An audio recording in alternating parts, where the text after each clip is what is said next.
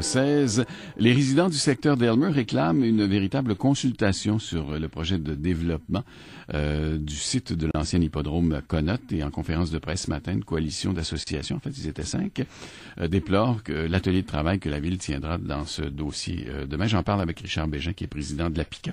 L'APICA, c'est l'Association des professionnels industriels et commerçants d'Aylmer. Monsieur Bégin, bonjour. Bonjour. Monsieur Bégin, il y a quand même des consultations. Alors, qu'est-ce que vous voulez de plus?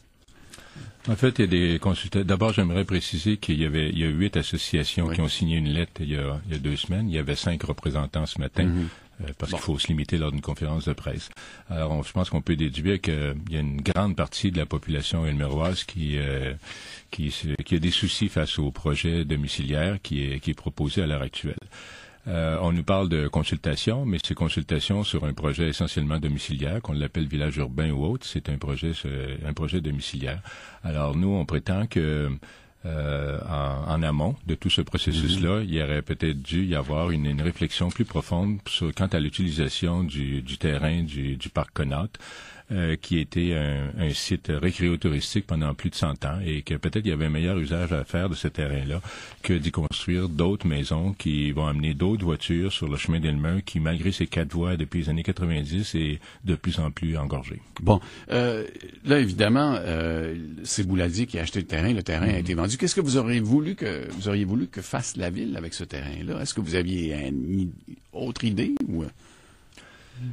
Comme je l'ai mentionné plus tôt, on ne veut pas avoir d'idées précises à ce moment-ci. Je pense que, l'idée que moi j'ai avancée au sein de la coalition, c'est que comme personne d'entre nous, y compris, je dirais même au sein des services municipaux, n'a de véritable expertise dans le domaine du récréo-tourisme, la meilleure approche à adopter, ça aurait sans doute été de la part de la Ville de trouver un consultant auquel on donne le mandat de voir s'il y a moyen d'utiliser le site à nouveau à des fins récréo-touristiques, y compris même les activités équestres, parce que il y a quand même quelque chose de curieux. Il faut se poser des questions. Comment se fait-il que la piste de course Rideau-Carleton fonctionne très bien, puis que nous, qui sommes de l'autre côté de la rivière, ça peut pas fonctionner, et que ça a fonctionné pendant des années. Alors, on sait qu'il y a une problématique particulière au Québec, mais peut-être que la ville de Gatineau, qui a été le leader dans certains autres domaines, comme par exemple pour interdire de fumer dans certains endroits, peut-être qu'elle aurait pu prendre le lead dans un dossier comme ça, puis dire, nous, on estime qu'il y a des possibilités au niveau des hippodromes, parce que ça meurt du côté d'Ottawa, et peut-être qu'il y aurait eu juste certains ajustements à faire sur le plan des types de courses qui ont lieu et progresser. Mais ça, c'est une avenue. Mais il peut y en avoir plusieurs autres. Mais M. Bégin, vous représentez l'Association des professionnels industriels et commerçants d'Aylmer. Vous aviez pas, peut-être intérêt à vouloir investir ou trouver une solution pour garder le parc Connotte? L'Association des professionnels industriels et commerçants d'Aylmer, c'est une association bénévole. Oui. Nous, on représente nos membres. Qui sont évidemment situés dans le cœur du véritable village urbain qu'est Aylmer.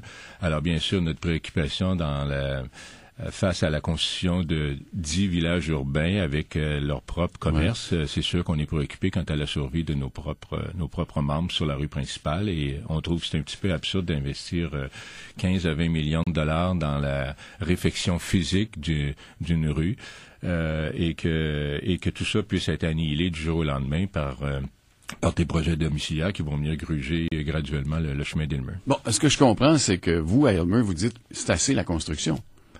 Je vais être bien clair là-dessus, on n'est pas contre la construction, on n'est pas contre les promoteurs. Ce qu'on dit, par contre, c'est que, et c'est là-dessus qu'on mise, Aylmer a un caractère particulier au niveau champêtre, au niveau de l'environnement, au niveau du patrimoine. C'est un village urbain, déjà au départ. C'est un village urbain, mais très particulier à cause de ses caractéristiques patrimoniales et champêtres. Et les nouveaux commerces qui s'installent sur la rue principale misent aussi là-dessus. C'est un créneau particulier.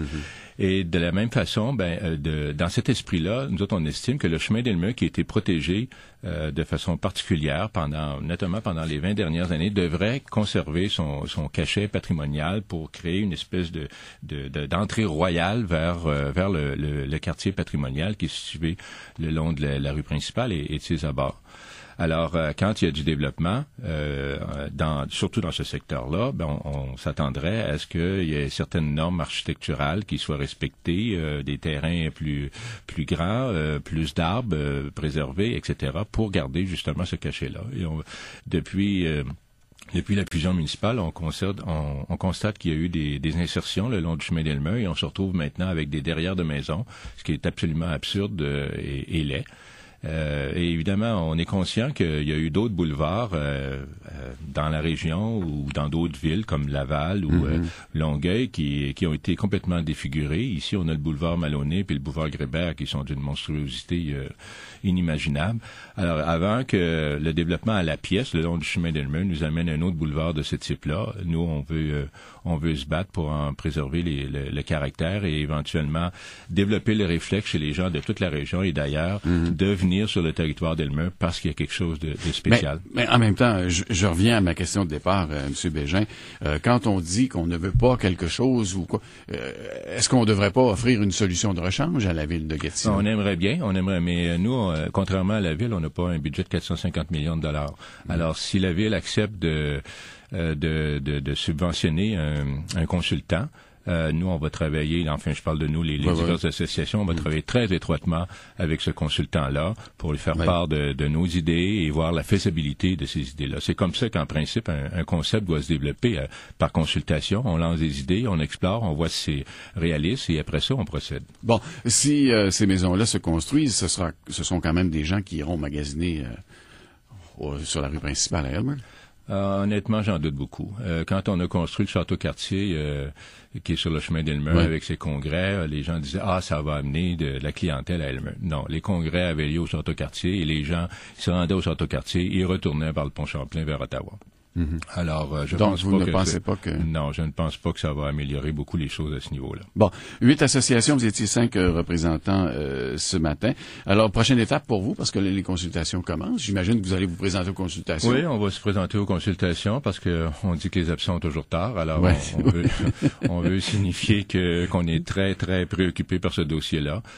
Comment se déroulera la dite consultation de demain soir, je n'en sais rien.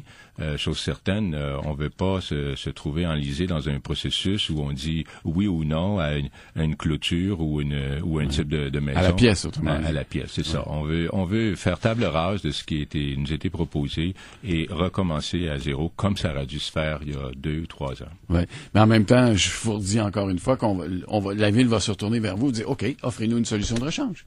Oui, alors qu'il nous donne l'argent, on va le trouver, le consultant, s'ils peuvent pas le trouver. Bon, alors c'est déjà une amorce. Oui. Bon, voilà. Monsieur Bégin, merci beaucoup d'être venu en studio cet après-midi. Ça me fait plaisir. Merci. Richard Bégin est président de l'APICA, l'Association des professionnels industriels et commerçants d'Elmer. Alors, c'est demain le début des consultations publiques pour la réalisation d'un village